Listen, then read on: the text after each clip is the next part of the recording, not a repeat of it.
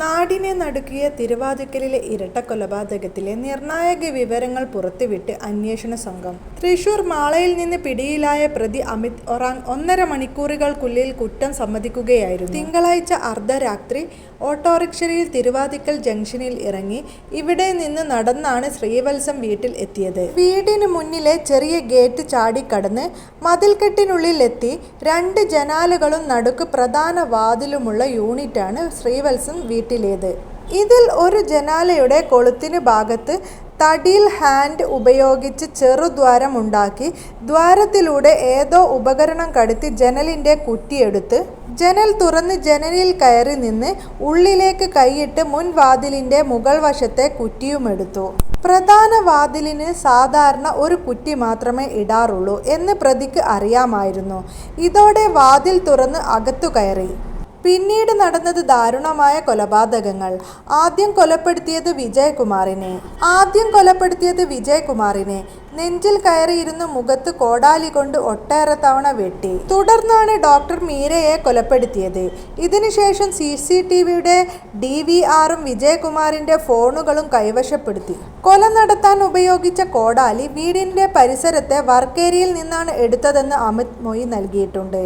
കൊലപാതകങ്ങൾ നടത്തിയ ശേഷം കോടാലി മീരയുടെ മൃതദേഹത്തിന് സമീപം ഉപേക്ഷിച്ചു. ഇരുവരെയും ഉറക്കത്തിലാണ് കൊലപ്പെടുത്തിയതെന്ന് അമിത് പറഞ്ഞു. മൃതദേഹത്തിന് സമീപത്തു നിന്നാണ് പല തെളിവുകളും കണ്ടെത്തിയത്. വീട്ടിൽ തെളിവെടുപ്പിന് എത്തിച്ച പ്രതി ഇക്കാര്യങ്ങൾ വിവരിച്ചു നൽകുകയായിരുന്നു. പ്രതിയുമായി വീട്ടിൽ എത്തുന്നതിന് മുൻപ് തന്നെ സമീപത്തെ തോടുകളിലും പരിശോധന നടത്തിയിരുന്നു. വീടിന് 500 മീറ്റർ അകലെ പള്ളിക്കോണം തോട്ടിലെ നെഞ്ചാമ്പള്ളി കടവുപാലം ഭാഗത്തു നിന്നാണ് DVRും ഇവിടെ നിന്ന് 300 മീറ്റർ അകലെ ആറുത്തൂട്ടി തോട്ടിൽ നിന്ന് മൊബൈൽ ഫോണും കണ്ടെത്തിയത്. ഇയാളുടെ ഇൻസ്റ്റാഗ്രാം ഭ്രമം തന്നെയാണ് ഇയാൾക്ക് കുരുക്കായി മാറിയത്. ഇൻസ്റ്റാഗ്രാം തുറക്കാനുള്ള തത്രപ്പാടിലാണ് പോലീസിന് പ്രതിയുടെ ഫോൺ ലൊക്കേഷൻ കണ്ടെത്താനായി സഹായിച്ചത് ഫോണിലെ ഗൂഗിൾ അക്കൗണ്ട് ട്രാക്ക് ചെയ്ത് പോലീസ് തന്നെ കണ്ടെത്താതിരിക്കാൻ അമിത് ശ്രമിച്ചിരുന്നു. സ്വന്തം ഫോണിലെ ഇന്റർനെറ്റ് ഉപയോഗിക്കാതെ സുഹൃത്തിന്റെ വൈഫൈ ഉപയോഗിച്ച് ഗൂഗിൾ അക്കൗണ്ട് ഫോണിൽ നിന്ന് ഡീആക്ടിവേറ്റ് ചെയ്തു. ഇതിനു ശേഷം സ്വന്തം ഇൻസ്റ്റാഗ്രാം അക്കൗണ്ടിൽ കയറി. എന്നാൽ ഗൂഗിൾ അക്കൗണ്ട് ലോഗൌട്ട് ചെയ്യാനുള്ള ഇയാളുടെ ശ്രമം പോലീസ് സൈബർ വിംഗ് മനസ്സിലാക്കി. അങ്ങനെ പ്രതിയുടെ ലൊക്കേഷൻ വിവരം കണ്ടെത്തി. അതാണ് പ്രതിയെ കുടുക്കാൻ ഇടയാക്കിയത്. സിം ഊരി മാറ്റി പ്രവർത്തനരഹിതമായ സിമ്മാണ് അമിത് ഫോണിൽ ഇട്ടിരുന്നത്. സമൂഹ മാധ്യമ അക്കൗണ്ടുകൾ മനസ്സിലാക്കിയ പോലീസ് ഇത് കേന്ദ്രീകരിച്ചും അന്വേഷണം നടത്തി. മോനോജ് ഉറാങ് സിറോഫ് എന്ന പേരിലുള്ള അക്കൗണ്ടാണ് പ്രതിയുടേത്. പ്രൈവറ്റ് അക്കൗണ്ടായ ഇതിന്റെ പേര് 7 തവണയാണ് മാറ്റിയിട്ടുള്ളത്. 62 പോസ്റ്റുകൾ പങ്കുവച്ചിരുന്നു. 1802 ഫോളോവേഴ്സുമുണ്ട്.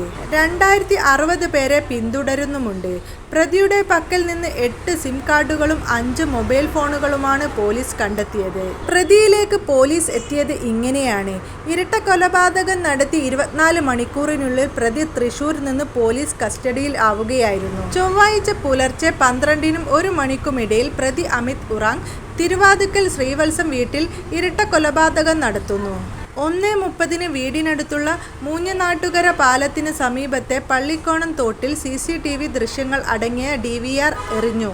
2 മണിക്ക് ശ്രീവത്സം വീട്ടിൽ നിന്ന് മോഷ്ടിച്ച ഫോൺ ആർത്തൂട്ടി പാലത്തിന് സമീപത്തെ തോട്ടിൽ ഉപേക്ഷിക്കുന്നു. 3 മണിക്ക് ശേഷം കോട്ടയം റെയിൽവേ സ്റ്റേഷൻ സമീപത്തെ ലോഡ്ജിൽ എത്തുന്നു.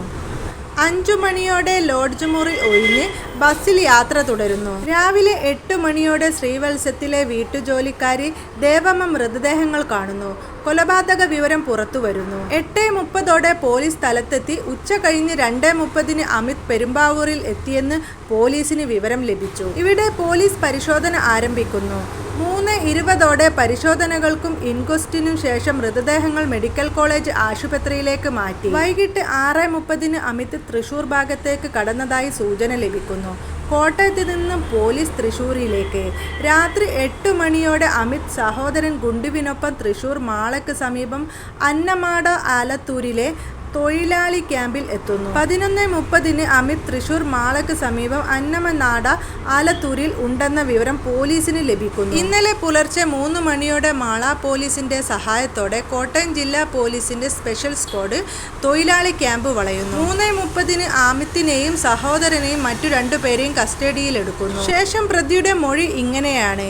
അമിത് 3 വർഷം വിജയകുമാറിന്റെ വീട്ടിലും ഓഡിറ്റോറിയത്തിലും ജോലി ചെയ്തിരുന്നു. ഇതിനിടെ വിജയകുമാറിന്റെ ഭാര്യയുടെ ഫോണുകൾ മോഷ്ടിക്കുന്നു. വൻതുക സാമ്പത്തിക തട്ടിപ്പ് നടത്തി കുടുംബം നൽകിയ പരാതിയെ തുടർന്ന് ഇയാൾ സെപ്റ്റംബറിൽ അറസ്റ്റ് ആവുകയായിരുന്നു. ഏപ്രിൽ ആദ്യവാരമാണ് ജയിലിൽ നിന്ന് പുറത്തിറങ്ങിയത്. പോലീസ് കേസിനെ തുടർന്ന് ആസാം സ്വദേശിയായ പെൺസുഹൃത്ത് അമിതുമായുള്ള ബന്ധം ഉപേക്ഷിച്ചു. ജയിലിൽ നിന്ന് ഇറങ്ങിയപ്പോൾ കാമുകി തന്നെ ഉപേക്ഷിച്ചു എന്ന് തിരിച്ചറിഞ്ഞതാണ് അമിത്തിനെ പ്രകോപിപ്പിച്ചത്. ഇതോടെ വിജയകുമാരെയും ഭാര്യയെയും കൊലപ്പെടുത്താൻ തീരുമാനിക്കുകയായിരുന്നു എന്ന് അമിത് മൊഴി നൽകി. വീടിനുള്ളിൽ കയറി ആക്രമി 2 മുറികളിൽ കിടന്നുറങ്ങുകയായിരുന്ന വിജയകുമാറിനെ മീരയെയും കോടാലി കൊണ്ട് മുഖത്തുൾപ്പെടെ വെട്ടിക്കൊലപ്പെടുത്തിയ എന്നാണ് പോലീസിന്റെ നിഗമനം. ഇരുവരുടെയും വസ്ത്രങ്ങൾ വലിച്ചു കീറാനും ശ്രമിച്ചു.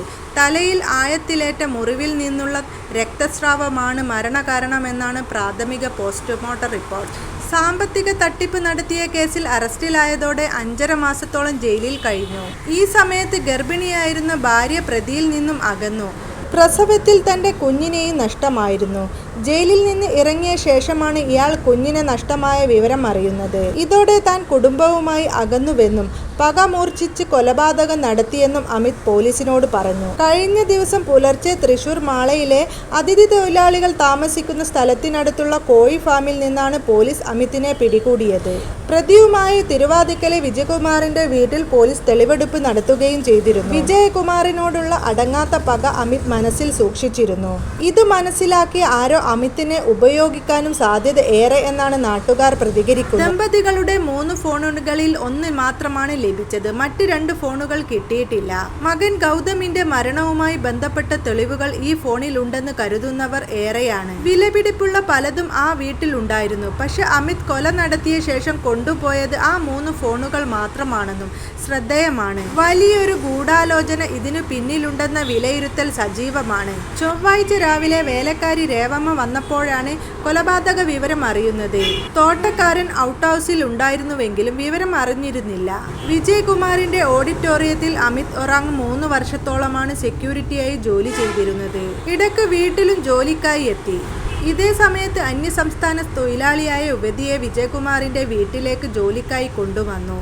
അമിതും യുവതിയും ഒരുമിച്ചായിരുന്നു കഴിഞ്ഞിരുന്നത്.